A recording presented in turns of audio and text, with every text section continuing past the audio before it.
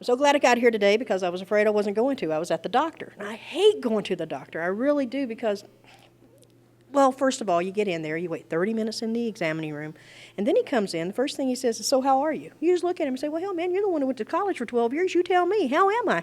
He wants to talk about stuff like triglycerides and all kinds of things. And I'll catch anybody's ass, oh, Jesus, I'm so sorry.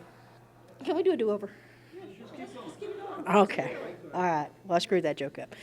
But I think every woman in here will agree with me that the absolute worst doctor you can go to is the gynecologist. And why? I'll tell you, because you're naked. All right? But there's sort of a trade-off. You're naked, but there's these stirrups. So you got like a John Wayne fantasy. It's sort of like, feel your hands, you son of a bitch. And then the doctor walks in. You know, they say after a while you start looking like your occupation. Well, this woman's been a gynecologist for a long time. She wasn't much to look at, but hell, I didn't give her much to look at either.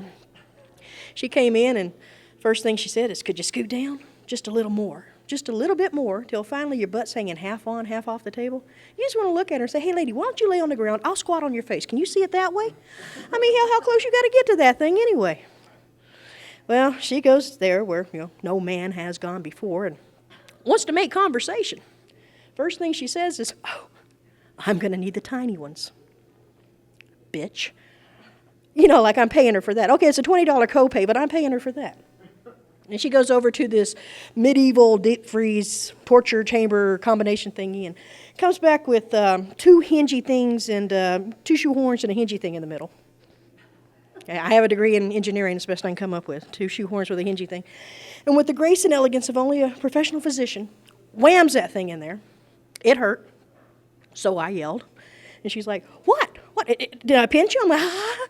And she's like, well, where? I'm like, damn, you're down there. Don't you see it?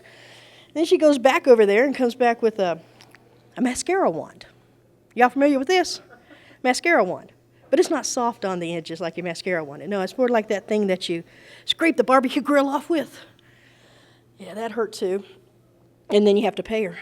I hate going to the doctor. I really do. One time, me and these 6 boys from Chattanooga, we went to a pre-employment physical. We got in there, and I had never had a breast exam before, and I'm still not sure that's what I got this time. We got in there, and he started playing around with my chest and made me nervous. We got outside. We was all sitting around smoking, and I talked to him. I said, did he play with your chest? And they said, well, no, Dodie, but did he grab your penis? And I'm like, no, he didn't do that. Well, hell, maybe next time. I'll bring it with me. It's in the nightstand. Takes 2 AA batteries. It's my best friend. Anyway, yeah, I've been doing comedy for a while now. And back in Tennessee, where I'm from, y'all probably picked up on that, I have a real good friend named Keith Turner. And Keith Turner is from a small town up in the mountains called Big Lick, Tennessee. After the show one night, we were discussing it, and we're pretty sure that it was founded by a bunch of frontier lesbians. We're thinking that dealt in the fur trade, mostly beaver.